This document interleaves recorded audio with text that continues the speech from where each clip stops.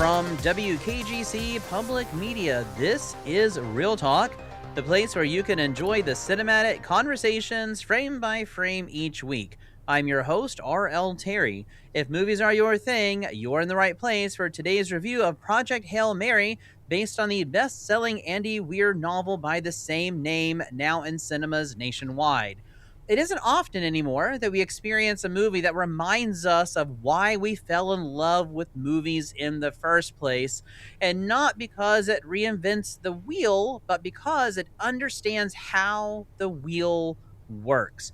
Project Hail Mary is that kind of film. It's big, bold science fiction filled with cosmic stakes and dazzling visuals, but at its core, it's built on something far simpler and far more enduring: character, friendship, and sacrifice. It's a story about an ordinary man placed in extraordinary circumstances. Alfred Hitchcock would really like that. He's forced to confront not only the fate of his world, but the measure of his own courage. And in many ways, it feels like a throwback. Not nostalgic exactly, but classical. A film that trusts storytelling fundamentals, clear stakes, emotional investment, and a hero that doesn't begin as heroic as he winds up being at the end. He begins quite frightened, very relatable. One might say the reluctant hero, very human. And it's not to say that the movie is perfect. The translation from page to screen often brings with it some uneven pacing and a few plot mechanics that feel compressed or occasionally a little clunky. But what we come away with far outweighs, in the opinion of this critic, any of these shortcomings of the film. You can sense the weight of Andy Weir's dense scientific storytelling, which I've read about, listeners. I haven't read Andy Weir's work, but everything I've read about him suggests it's very dense scientific storytelling pressed against boundaries of cinematic time. And when the film works, and it works most of the time anyway, it works very well because it remembers something essential. Spectacle may draw us in, but emotion is what keeps us there. Today we're talking about a movie that embraces old-fashioned Hollywood storytelling in the best possible sense. A film that reminds us that sincerity is not weakness, that optimism is not naive, and that sometimes the most powerful stories are the ones that bring people together rather than push them apart. Joining me to talk about Project Hail Mary today is returning guest and a friend of the show, film critic and award-winning musician, Gino Sassani. Welcome back to the show, Gino. I'm glad to be here, Ryan. Thank you for the invite. So glad to have you back here. It's been a while since you've been on the show, so I'm glad to have you back. You know, our colleague Sean Bowman, I think he's trying to take your place. So you better tell him. That's all right. That's okay. He's good too. So you got he's good. Well, Gino, yeah, he is. Well, Gino, for those that may not have seen Project Hail Mary, what is this movie about? Well, it's about Ryan Gosling. He's really the only character that matters. And I'm seriously, at least human character that matters. He wakes up on the spaceship, doesn't know, how he got there, what's going on, doesn't even know where he's at. As the memory returns, we kind of see in flashbacks how he got there, what this riddle is he has to solve, and because I guess our son is about to die, apparently not too quickly though, and the details emerge as he goes through these various things, and through his own sort of like ingenuity, he figures out a way to get it done, but not alone. Yeah. No, he is not alone, which we are going to definitely talk about today. That is a big part of the heart of the movie. But let's start here at the beginning. Let's start with the 20,000-foot level, Gino. Project Hail Mary, clearly an ambitious film with very distinct visual and tonal identity. Leaving the theater, and you and I commented on this right before we sat down to record, what was your overall reaction walking out of the theater? It was that I've been disappointed so far this year in movies. So I haven't walked out feeling quite well this year. But this time I did. I walked out of the theater feeling like, somebody finally's got it. Somebody's figured out a way to entertain and not do all this other stuff. And and we can handle complex stories. Just, give it to us and let us handle it. So I felt good. Yeah, I also felt good, Gino. Like you, I have been disappointed all year, I think. Listeners, I watch and review so many movies. I could be misremembering, but in terms of on the top, at the top, kind of the top of my head right now, I Yeah. can't think of a movie this year in which I left feeling good, energetic, uplifted, challenged, entertained, all of those things that cinema does. I can't think of a single movie that has done that this year. I know we're only Well, 3 months. there's a reason for Yeah. that. There's a reason why you can't you can't remember Oh, so feeling that way so because you haven't, because there hasn't been one until now. well, good. I guess we are in agreement on that. Listeners, Yeah. if you haven't seen the movie, I can tell you right now that it is one that you will really enjoy. But don't go away. We have a lot that we're Yeah. going to talk about today. That'll no spoilers, but a lot No. that'll maybe Yeah. even enrich the movie for you. And I don't know about you, Gino. I can only comment on the movie. I know little to nothing about the book, only as it really pertains to the movie. Are you familiar with the book at all? I have not read the book. I really Okay. didn't. So So I have listener, no you're idea getting what the original source was. so you're getting just the movie today. So we're not Yep. going to go into differences between book and movie. So listeners, you can have those conversations on your own time if you have read the book. So Gino, you and I have often evaluated contemporary cinema as lacking in, and I know I'm oversimplifying here, but lacking in big ideas, clear stakes, and classical character and story arcs. Lacking even in entertainment value. Do you see Project Hail Mary as a film that succeeds because it embraces traditional storytelling conventions rather than trying to subvert them? Yeah, I think that's very much true. I think that it's brings me back to the old idea of a movie is just let's entertain the guys. Yeah. One of the things I'm reading a biography right now on the Warner Brothers in light Ah. of the recent sort of in the process acquisition from Mm-hmm. Paramount. I Right. started reading it before we knew that, and I've really grown to admire a lot of what Harry Warner, whom we Yeah. don't get to hear about as often. We often hear about Jack Warner. We don't get to hear about Harry Warner as often, but his, and I'm not going to get his quote exactly right here, listeners, but he often would state something along these lines that Warner Brothers was there to be good citizens, referring to citizens of the United States, good citizens making Mm-hmm. good movies, good Yeah. citizens making good, compelling, good, entertaining movies. You can look up the exact quote, but it's something along those lines. And that was very much at the heart of Warner Brothers from its very inception, up until the Seven Arts acquisition, which would happen later. Right. But that was very much at the heart of Warner Brothers. And we have an MGM movie here, but I read Yeah. that in here, and I feel a lot of companies have in contemporary cinema have lost sight of that in a variety of Mm-hmm. ways, many of Oh, which absolutely. you and I have talked about on this very show. Yeah. And it succeeds because we have a simple plot. You can't it's almost a Twilight Zone plot. It's a very simple plot, It is. but we have complex characters, and not Mm-hmm. just our human characters. And this isn't a Right. spoiler, listeners. We do have an extraterrestrial friend that he meets in space, and it's in the trailers. Yeah. We're not spoiling It's in the anything. trailer, so we're not So giving anything away, right? so you have complex characters in this movie, and I think that's the basis, the foundational magic right there for this particular story, and why it feels so classical in my opinion. And it sounds like you agree that I we do. have simple plot, complex characters, Mm-hmm. because we're in an era where often so many blockbusters slash mainstream movies lean towards cynicism or spectacle for spectacle's sake, and this film feels refreshingly sincere. Did you get those feelings of sincerity from the movie, Gino? Yeah, I did, because if it wasn't there, you wouldn't have brought out the emotional beats that you brought out. Hmm. And you're right. It's not. There is spectacle. Don't get me wrong. I Oh, think yes. people will be impressed by the effects and be impressed by Hmm. the overall spectacle of the film. But it knows where the heart of a film is. It knows where those emotional beats are. And so I agree with you 100%. So I watched it in a premium format. Did you watch it in a Dolby or IMAX or Yes, other Dolby. premium format? Dolby, okay. Yeah, I saw it And in Dolby. oh, I would have loved to have seen it in Dolby. I Uh, did not. The timing just didn't work out with just during and right after spring break and right. whatnot. But I did see it in a premium format. So Hmm. I wanted to experience. I wanted to experience the technical achievement dimension of the movie, Yeah. particularly because it is sci-fi.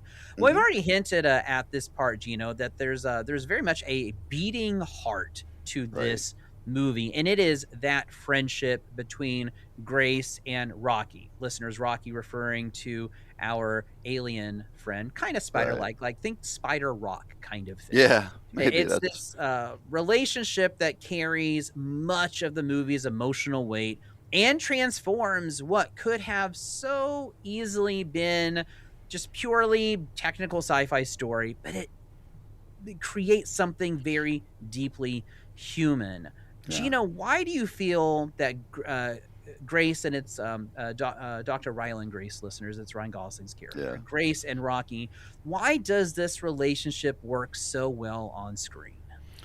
First of all, because it doesn't seem so written. It's not so, hokey dialogue and hokey Hmm. interactions.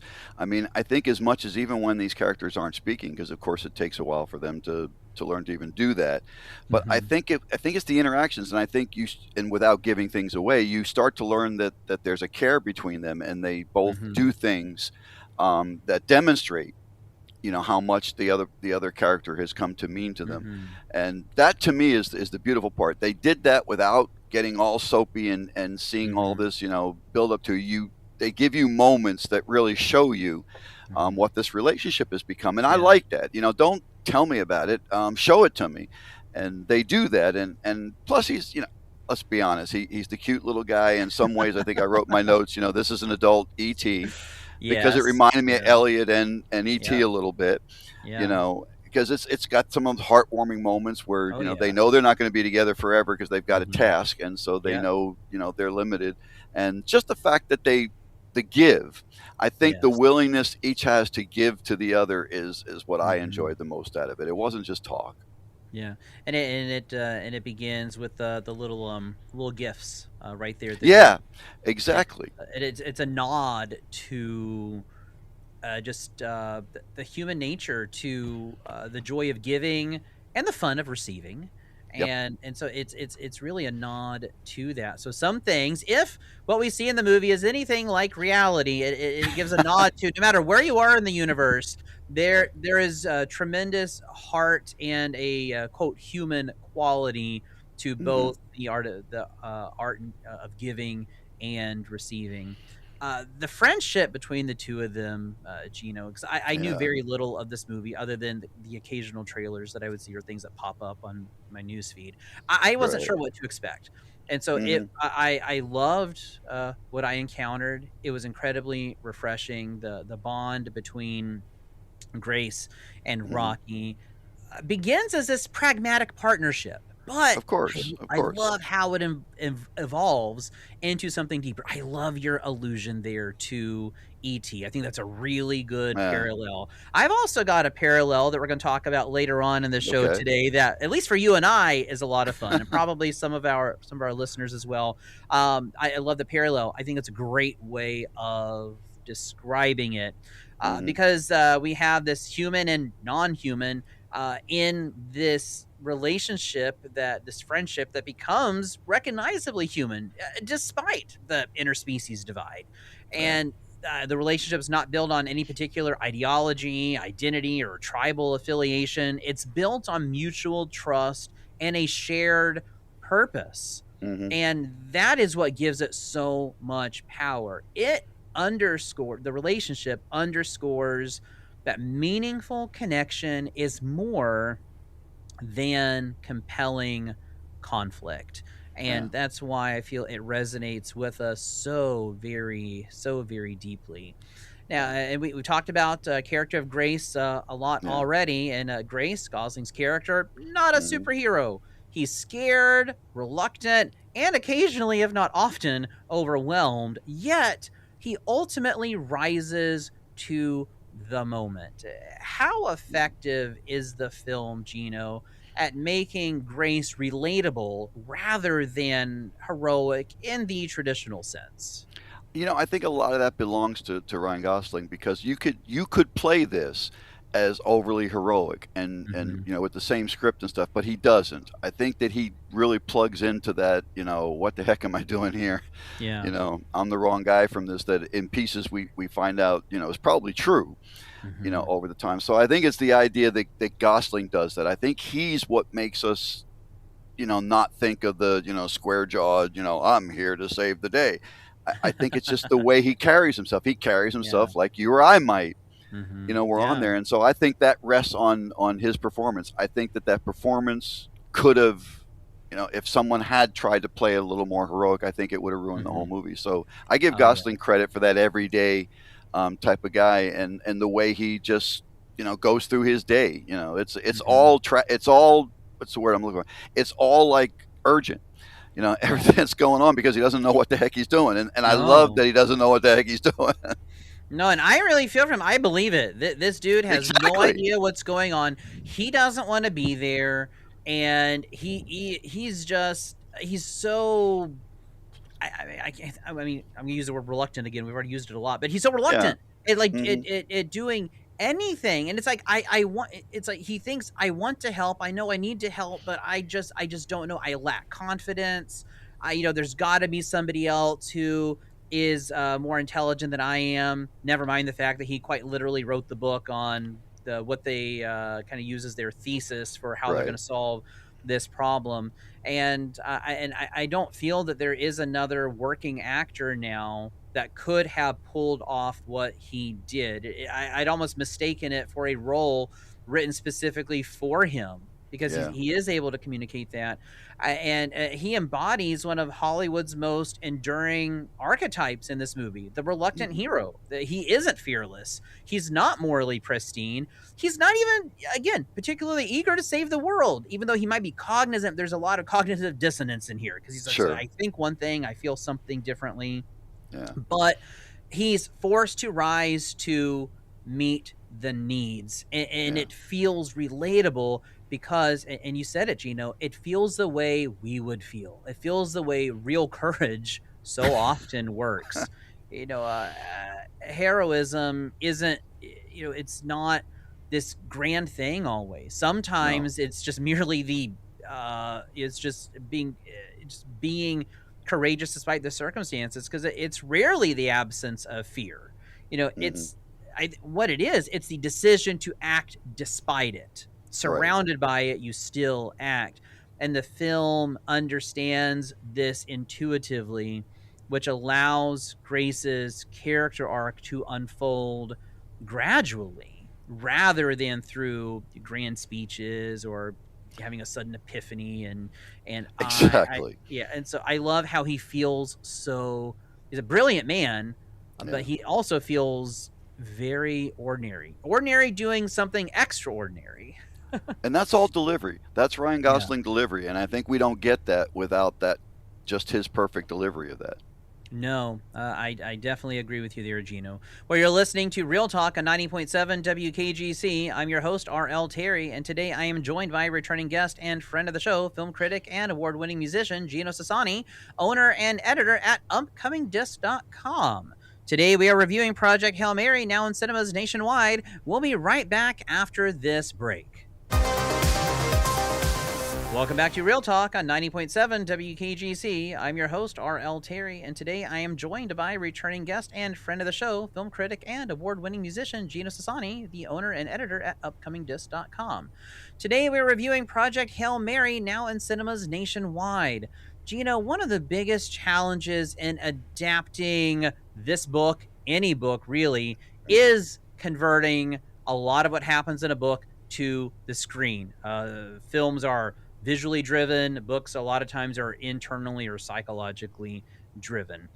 In neither one of us have read the book, but we've certainly seen many movies that are from book adaptations. Sure. So in this film, a lot of the technical detail and this is from what I've gleaned reading online, listeners, seems to be been streamlined or omitted to keep the cinematic narrative moving forward and emphasize emotion over explanation. In so much as we can infer or we know of other book to film adaptations, do you think the filmmakers struck the right balance between scientific rigor and cinematic momentum? I think most of the time they did, yes. Mhm. But I think there are times that things happen too quickly without really any kind of an explanation. And when you have a Mm, movie that runs as long as this does, I have to admit that was my biggest problem with the film is that mhm, they really compress some things. I mean, I think it's a little too quickly that these two become friends, and I like maybe because I was enjoying the evolution to mhm. their friendship, and I think his ability to run the ship was just a little too quick because we didn't get an Mm. impression that he knew anything about running. It's like you or I being sent up to the space station, and you know, there was a reason where they were going to send an engineer and a pilot with him, and he's Mhm. by himself. He's not supposed to know how to do this, and I Yeah. have to admit that the scientific stuff I think never got fully explained. I would have liked to have Yeah. known more about this creature. This I think they call it what, an astromorph. Astrophage? Astrophage, that's what Yeah. it was. Yeah, this Mhm. astrophage that Yeah. that's the heart, the MacGuffin, I guess, of the story. Mhm. So yeah, I think most part it wasn't enough to take me out of the great Mhm. things they did, but there were times that I think that something could have been done to Mhm. give us a little more build up to what he was capable of doing, and then as well with his relationship with Mhm. Rocky. I mean, they did it. It ended up okay, but I guess I loved it so much. I would have liked to have seen more of that develop. There seems almost like a point where it skips, and suddenly Yeah. they're communicating almost perfectly, and Mm. it's like you should have eased me in this just a little bit more. Yeah. Yeah, I agree, Gino. It's the ability for them to communicate felt a little rushed, Yeah. and I was failing to see the connective tissue Hmm. in that. And you can do that in a relatively short amount of time. In fact, we're going to talk about a particular episode of a TV show later on where they did it Yeah. correctly and they did it perfectly, which is why we remember it so fondly. So it's not a timing thing. No. It does come down to a writing thing. And it's there's definitely areas that I think we could have cut out of the movie and perhaps expanded on that a bit Oh more. yeah. There are at the end of the day there are a few leaps of logic that may Yes. cause scientifically minded viewers or just even folks like you and I to kind of raise an eyebrow if you begin to think about it a little too much. Yeah. And so I would have liked to have seen that because as I'm watching, I'm going through, I'm reflecting upon what I'm watching as I'm watching it, and I'm like, okay, how if I was faced with this, how would I do it? Would this work in real life? And so I'm like really Yeah. quickly, like it's like firing on all cylinders there, trying to reason Hmm. what I'm witnessing in the movie, because it does happen a little too quickly, and then some of the science. It's just like, okay, I suppose I understand the astrophage, what feeds it, what Right. mitigates it, what it's doing. I would have liked to have spent just a little more time in understanding that, and not for Hmm. purposes of exposition as much as purposes of stakes. I think if I Right. had understood it a little bit more, it Yeah. perhaps would have also helped to raise the stakes Yeah, because they basically just told in us that here. this thing was Yes. happening. They didn't really explain how it was happening. No, we know what's happening, and we have Right. a bit of a timeline as to if things keep going, this may happen in it's like 30 some odd years. But Yeah. we're never explained how it really does what it does because we don't really ever witness it. We do witness some action under a microscope, but it's Yeah. not really. I have a hard time applying what I'm watching in that Yeah, I didn't get any microscope of that. to what's really going on. And again, listeners, it's not a spoiler because it's in trailers or just in Yeah. synopses. The sun is ostensibly dying. It's being eaten away. So so what he's doing is their mission is to save the sun, because if we don't have a sun, well, we're No. all going to be in one heck of an ice age. Yeah. So And it's not that just yeah, ours. It's the no. entire every son except for one is Yes, dying. except for one, and it's never quite. I mean, it's. I like how you put it. We are told we're not left in the dark, Exactly. but there isn't enough, again, connective Yeah. tissue. We're missing some of the connective tissue there, and that it was, I know, just I know, like, fully embrace suspension of disbelief. Hmm. However, within the world of a movie, within the logic of a movie, I shouldn't have to make too many Right. leaps of logic, because if I No. make too many leaps of logic, then it kind of puts it in the realm of, we're actually kind of, in a sense, going more fantasy than Fantasy. science fiction. So I want to have more explanations there, and some of that kind of those issues really go into something else that I want to talk about, which is the runtime of the movie. It's just over 2.5 hours, about Yeah. 2:35, I think. Yeah. It occasionally feels stretched, in my opinion, Gino. I don't know if you Hmm. share that, It does. particularly in the flashback structure. And Hmm. many critics have noted that the film struggles to maintain momentum consistently the whole time, and perhaps could have benefited from some tighter editing.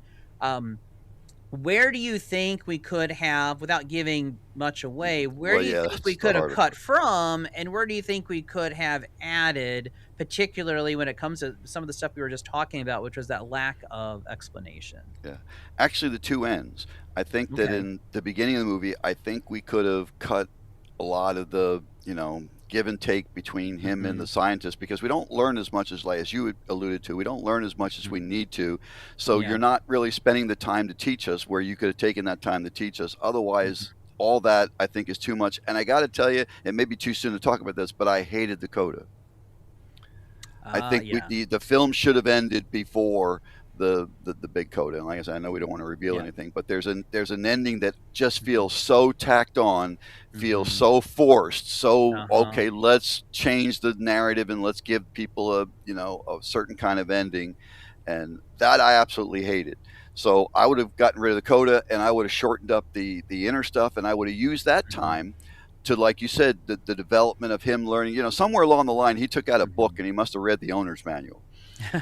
because he learned how to operate the ship pretty efficiently. I would have Mhm. liked to have seen how he did that. Yeah. How to do that, and then more of the developing relationship Mhm. of him and Rocky. But yeah, the beginning and the end is where I would cut. Yeah, the coda was kind of out of left field. I actually thought the movie was over, and Me then it's too. like, oh, okay, that is a choice. I Yeah, suppose it is cute, and listeners, that's all I will give you. yeah, But it's it, cute. All right. uh, yeah, but it's not just this movie though, Gino. That's Yeah, happened with a lot of movies, even those that I may not be particularly, high on. They still right. tack on these codas, and it's just like, is it? Do you think it's because? And I don't want to go fully down this rabbit trail, but do Sure, I you get you. do you think it's because moviegoers and those that are streaming at home have been conditioned to watch for those mid and post credit scenes, or to see a teaser at the end? And you think because of that classical conditioning that now we're adding, in this case, codas where there Yeah. shouldn't be one, or am I making too much of that? What do you think? No, I don't think you're making too much of that, but I think that maybe it would have worked better as a stinger, as an end Mm, credits thing. okay. If it would have worked at all, it didn't belong as part of the main movie No. because it just Mm-mm. and it seems so. The rest of the movie, it's so natural with these guys and stuff, Yes. but then it gets so fake. Even Yeah. the effects, I got to tell you, it seems like this. I wouldn't be surprised to learn that this was tacked on after test screenings or something and created later Mm, because it doesn't even seem to fit cinematically with the rest of the film. yeah. No, it doesn't tonally. No. Very very different. It doesn't fit in, and you're right. It very well could be one of those tacked on scenes, because of the nature of how it was shot and what we Mhm. see. It could very well have been tacked on after some early test screenings, particularly screenings that maybe had younger viewers Yes. in the audience. But the we yeah the beginning could have been trimmed up quite a bit. Yeah. Flashbacks, for the most part, they know how to use them they're just rather protracted. So Yeah. we didn't need to spend as much time in them as we did. And then we may have saved a few minutes in the movie. I think you probably could have cut another, I don't know, 15, 20 minutes out of it and even still built up those areas to give us greater connective tissue. Yes. Because there's just some scenes, particularly flashbacks, they linger a bit longer than necessary. And so I think we could have easily trimmed those up. Something that we've touched on, but I really want to dive into it more specifically here, Gino, is that Yeah. Gosling carries a large portion of the film alone. He has to. Particularly, Yeah. well, yeah, he does. Particularly in the early sequences, Hmm. when he's isolated aboard the spacecraft, when Right. he's just waking up, and it's a rough wake up, listeners. This is not Alien wake up. This is No. it's pretty rough. So, uh, how much of the movie, and I know this kind of goes Mhm. without saying, but how much of Yeah. the movie's success would you say rests on his performance alone?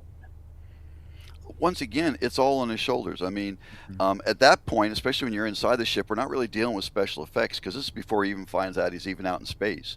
I Yeah. mean, you don't have any idea what's going on with him. Mm-mm. But I think that, yeah, I think that it could have been used better to evolve him. But I mean, y- I think the director was smart. Mhm. You hired the right guy, let him do it, Mhm. stay out of his way.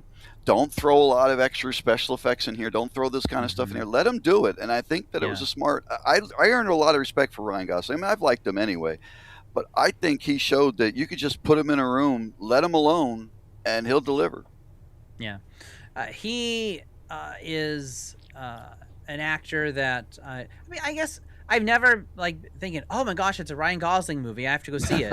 No, But I I also, never. but I simultaneously acknowledge that he has a wonderful natural charisma. And I Exactly. think it's that natural charisma, which you can't learn, you can't teach, No, you you're can't right. synthesize it. You either have it or you don't. And he has that natural Hmm. charisma because it helps to smooth over some of the film's more structural weaknesses because we Yeah. enjoy watching his performance, and it's little things that he does. It's not big stuff. I No, it's mean, subtle. it's very subtle because there's moments in the movie where it's not. I mean, it's you don't have a lot of traditional dialogue sequences, and so, uh, and so he has to deliver that emotional weight, and so Hmm. he is subtle where he needs to be. He's Hmm. over the top where Of course. the story calls for something like that, Hmm. and all these moments feel very earned. They feel very natural, and it comes off as this is an ordinary guy who has been thrust into the far reaches of space, Yeah. and how perhaps we might all react. And even liked how we kind of and it's hard to do this to Ryan Gosling, but we ugly him up a little bit at the beginning. Yeah. It looks real rough. He looks real rough, listeners. But again, it's just like we don't get to see characters in space like that. Like we Hmm. usually see them after they've shaved and showered, and it's just like they just wake up looking like that. Yeah. But this feels it feels grounded. Yeah, Maybe it that's the does. word I'm looking for. Is his performance feels incredibly grounded the whole time. Maybe except for that coda, but Yeah. it feels very grounded the whole time. And uh, it's he would make or break the movie, like Hmm. or whomever the actor was that was selected would make or break the movie because you do spend most of your time with him, Hmm. and he knocks it out of the park. And so Yeah. it is so much a part of what makes the movie enjoyable. And he We gives have us a a lot of information with very little. I'm sorry, but oh they no no gives no us a go lot of ahead. information without having to do much. There's a point in the movie without giving away where he makes a realization and he has to do Hmm. something different. And I bought that completely just off of Yeah. his. He's by himself, and I knew Hmm. exactly what was going on. He did a great Hmm. job of without anybody to communicate to. He did a great job Oh of sending that information along. yeah, he did. It was genuine. It was a Mm-hmm. genuine reaction Oh to yeah. the situation to which you are referring. We mentioned the great effects earlier. We have some wonderful designs here. The design Mm-hmm. of the spacecraft, the depiction of deep space, the Yeah, film is technically impressive and it is. visually immersive. Great sound design, great score as well. We talk a lot about the performance here, but now I want to switch gears a little bit. Mm-hmm. How important were the visuals, the technical achievement dimension? How important was the technical achievement dimension to the film's emotional impact? See, I don't think it was as important as as it might have needed to be in other films Okay. because of the performance. Because I got to tell you, Mm. I wasn't paying attention to a lot of the spectacle, Mhm. which is rare. You know, you go to one of Yeah. these movies and you're one and see all this big, ships in Mhm. space and stuff. But I have to tell you, I was not really paying as much attention as I might Mm. have Yeah. to the spectacle because I was engrossed by him and then Mhm. eventually him and Rocky. So Yeah. yes, there were some beautiful spectacles. It's not that I didn't notice them, but I don't even think they were necessary. I mean, maybe if it was really Mhm. crappy, we would have noticed. But it was good enough that I was Mhm. compelled by the performance, Yeah. and it sucked me right in. Yeah, I concur with you there. I can simultaneously acknowledge that visuals for any time at science fiction, visuals are important. Yeah, Visuals are important. Technical achievement is something on which you do want to spend some money and sure, hire the right talent. But I don't think that, unlike a lot of sci-fi, it isn't what enhanced the storytelling. We right. have a great story and we Hmm. have wonderfully written characters. Characters, yeah. That is what I was drawn to. So it did not make the movie for me. I'm glad I watched it in a premium format. I mean, and I think listeners, I said if wherever you happen to be, if you can see it in Dolby IMAX or other premium format, watch it in that because Go do it. Yeah. it is visually impressive. But that's not why you are there. The the emotional dimension of the movie comes from these characters. It comes from the compelling story, and it's just like the other. It's just extra. Hmm. It's just icing on the cake for the rest of the movie. I noticed the score. I think more in the beginning and the sound design more in the beginning than I did as we went on through Same the here. movie. Um, right now, I could not even hum a few bars from the score, so I won't No, but a describe good the score score should as be invisible.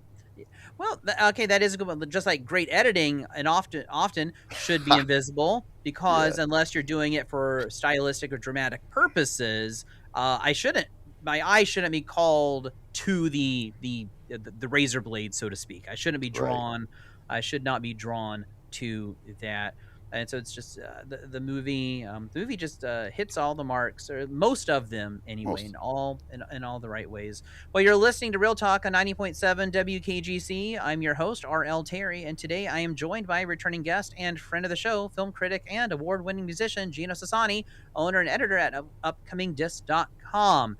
Today we're reviewing Project Hail Mary, now in cinemas nationwide. We'll be right back after this break. Welcome back to Real Talk on 90.7 WKGC. I'm your host, R.L. Terry, and today I am joined by returning guest and friend of the show, film critic and award winning musician Gino Sassani, owner and editor at upcomingdisc.com. Today we're reviewing Project Hail Mary, now in cinemas nationwide, and I got a feeling it's going to hang out there for quite a long time, so don't be looking for it on a streaming service anytime soon. Head out to the Hmm. theater. So Yes. I got one line for you here, Gino, just Yeah. one. And I'm gonna say Mhm. Darmok and Grace at Tau Ceti. Yeah. When And the so, walls fell. Yeah. so I listen. Go ahead. Yeah, no, I was just gonna say you're right. I know exactly where you're going with this. So, listeners, if you get the reference, then you're a fellow Trekkie along with Gino and myself. Yeah, I am, of course, referencing the famous Darmok episode of yeah. Star Trek The Next Generation.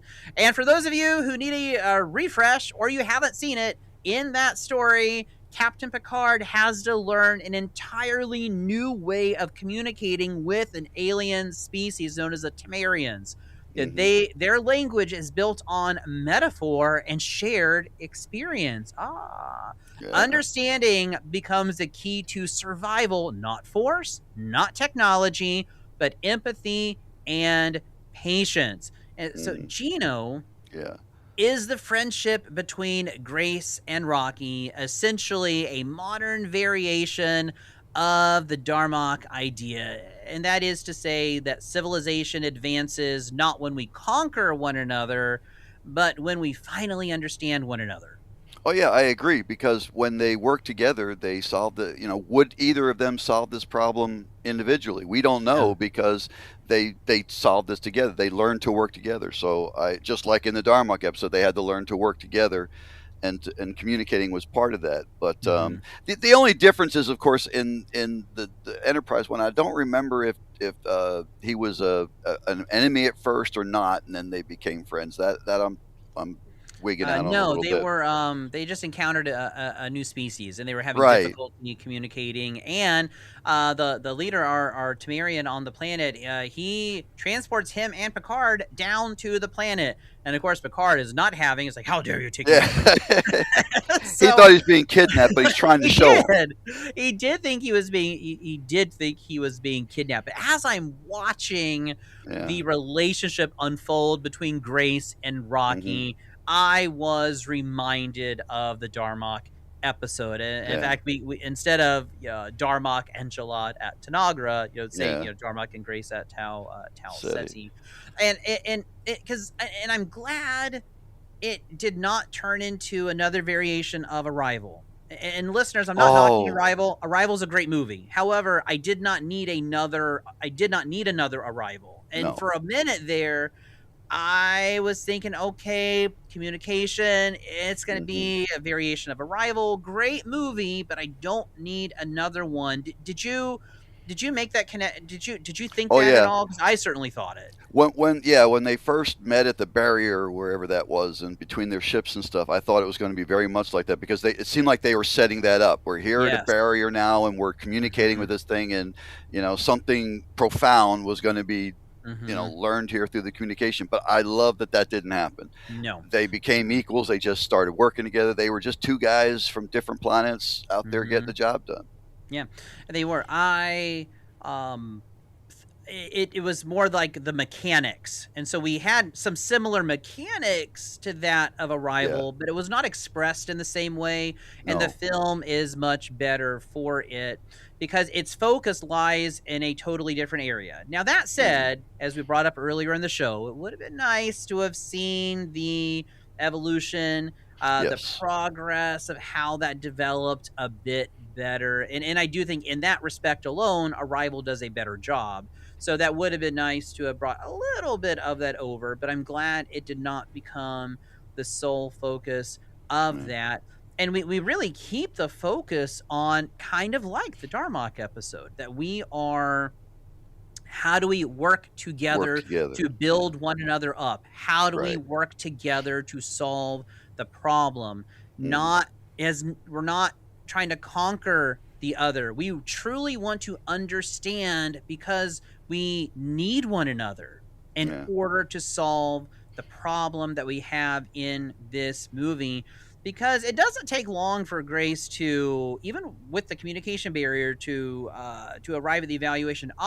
This guy is a representative of his species who's Hmm. here for the The same same thing. reason. Yeah. So, but just because we acknowledge that doesn't mean we can get anywhere with it. And Right. so, so they work together and they build a community. They have this face to face time. Hmm. They are most of the movie. It's Rocky and Grace's ship, Right. but we form friendship, and it shows how forming a meaningful relationship is at the basis of virtually everything that is constructive or productive. Hmm. And that's what they focus on. And there's some teaching moments as well, and how we should respond in many circumstances, certainly not all, or may not be all, but in many circumstances how we should respond to someone that we don't quite understand, even if it's not a language barrier, maybe it's some other Hmm. kind of a barrier, and how we learn from one another, because this could have so easily been, I could have seen this going a whole different direction where each of them perceives the other to be an enemy, and they Right. don't. They're maybe a little cautious. They're Hmm. studying one another, but Sure. they're not. It's the first reaction isn't "you're different, you're my enemy." Right. It is I need to learn more about this. So it reminds us of the power of taking time to learn, uh, Hmm. because if we don't form a community, and then society crumbles. And that's kind of Right. what they have here. They Yeah. form themselves. It's just two of them, Well, but they it do. forms a little community right there. Hmm. It really is. Now, ultimately, Grace makes a decision that affects the immediate future, and that's all I'm going to say, listeners. I don't want to get more into it than that. Right. And I don't mean the coda ending. Right. So No, I mean I know what the you're talking about. before Yeah. that. Did that ending, Gino, feel earned emotionally? You know what it did? It actually did. And again, this is the part I was telling you about where it's Gosling, giving us this information without really any dialogue, Mm-hmm. just by what he's learning. And this was, I think, one of the most powerful performances. When he comes to that decision, we see that decision being made Mm-hmm. by his entire body language, by Yeah. the way he was. We weren't told that he No. was making this big decision. I love the way Gosling delivered making this decision. It was beautiful. It's one of my favorite parts of the movie. Mhm. Yeah, it was, and it really it gets you right here. I know this is radio Hmm. listeners; you can't see where I'm pointing, but it gets you right here, and uh, without a word or minimal. It's Yeah. none or minimal, and you really feel, because the whole time he has the first primary goal, figure out how we can save stars, save the sun, but the Right. secondary goal is get back home. Not a Right. spoiler, listeners. Anybody that's in space wants to get back home. So he wants Sure. to he wants to get back home, and yet what you you it's like, he's making the right decision, but it is gonna come at a cost. Right. The time just being one Hmm. of them, but there's certainly other costs that are involved, which is also why the coda kind of undermines It a bit does. a bit of that moment. But there's a cost there, and everything that we learned all through the movie led up to that point. Yeah, this is the payoff. I mean, it This is the really is. payoff. This is the payoff of the entire relationship. It has, and so it was just it hurts. It's like he knows, we know he knows Hmm. he made the right decision, Yeah. um, and it was a moral decision, though it wasn't necessarily an ethical one. Ethics might Right. have swayed him the other way. It was a moral decision. What is the right thing to do, Right. and he makes that decision. And I would have been great with the movie ending right there. Yeah, agreed. Agreed. I mean, not even showing him, going through with what he's doing. Once Mhm. they get across the idea of what he's thinking about, what he wants to do, Mhm. that would have been a great. I didn't even need to know if he succeeded or not. No. No, it was I like, think right there, that's where I would end the movie. yeah, agreed. So, Gino, the film, as we mentioned earlier, kind of on the onset of the episode, it's a rare example of an original. I mean, I know it's based on the book, but go with Oh, me here. but Like, that's still that's an original story. original Yeah, non-franchise blockbuster mainstream yeah. movie, It's not a finding sequel. no, finding both critical and commercial success. I mean, last I looked, its IMDb scores like, I think, 8 something. Its Rotten Tomatoes scores is like Well 90 deserved. 90 something. So critical, commercial, letterbox reviews are off the chart. So critical, Yeah. commercial success. Where do you see Project Hail Mary landing within the greater modern or contemporary sci-fi landscape? I hope it's a movie that we're still talking about 25 years from now. Mhm. I really do. I think it deserves to be in those conversations. And to Yeah. me, that's its proper place. I think this is one we should be talking about along with some of the classics that you and I, talk about and are familiar with. 2001, perhaps. So you see it Yeah. being talked about in a way that we talk about 2001 today. Is that 2001 what E.T., yeah, E.T. Yeah. those kind of things. And I think it will. I Mhm. honestly do. It's doing well at the box office, which is great. Oh, yes. Sometimes you love something and for some reason nobody else does. But it's doing well at the box office. So I would Yeah. like to see this something that I enjoy watching, Mhm. 10 years from now, maybe 25 Yeah. years from now, but I watching again. Yeah, well, I'm gonna have to watch it at your Epic home theater. So Yeah, we're going to get let's this in 4K no matter what, whether they send it to me or not. This is one that deserves a 4K experience at home. I agree, and so I look forward to watching it in your home. I find it to be, it was entertaining, it It was was. compelling, and so incredibly sincere. It was Yeah. just it was genuine, and it was like this is why it's like kind of what Nicole Kidman says in that AMC commercial. Why we gather together Yes. in this place. It's for stories like Yeah. this. Mhm. It's for everybody, no It is. matter what your age, where you're from, what you do, And you don't have what to you be a like. sci-fi It's for fan. everybody. And Yeah, no, you you don't don't. have to be a sci-fi fan in order to feel in some ways inspired, to feel that the time and the money you're putting in, because Yeah. some movie tickets in a premium format can be like $20. So That's a good word. yeah, like it's worth it. Like they've earned it. They've earned Yeah. your $20 in the premium format. But inspiring, I like that. That's a Yeah. really good way to describe it because a good movie inspires, and you're Yes. 100% right on that. That's a perfect word for it. Yeah.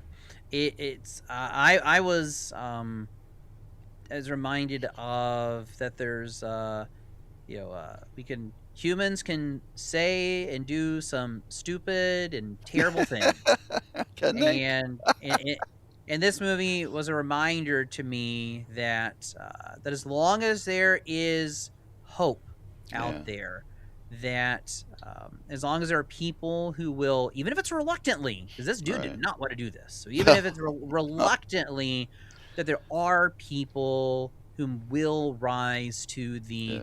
occasion, and just not all of everything that's good in this world is lost, because you watch Yeah. a lot of movies nowadays, and that's exactly what it's very cynical, and Yeah. this one is not, and I love how sci-fi, going all the way back to our the great sci-fi movies of the mid 20th century, or even shows like Twilight Zone, science Yeah. fiction should inspire us to Star Trek, we talked about earlier, should inspire Yeah. us to be the best version of ourselves Mhm. as possible, and this movie reminds us of that. Well, listeners, if you don't take away or remember anything else from today's episode, I want you to remember this: that Project Hail Mary is the kind of film that reminds us of why we attend the cinema in the first place. Would you agree, Gino? I would. So there you Absolutely. have it, listeners. So so if you haven't seen it, it's one that I would encourage you to check out. I think you'll be very, very happy that you did. Well, listeners, that is about all the time we have for today. Thank you so much, Gino, for coming back and joining us once again here on Real Talk. Anytime, Ryan. Well, in case listeners want to follow your reviews or listen to your music, how can they find and connect with you? Well, they can go to upcomingdisc.com for the reviews, and they can go Facebook Gino Sassani for the music. Excellent, excellent. Well, listeners, that is a wrap for today.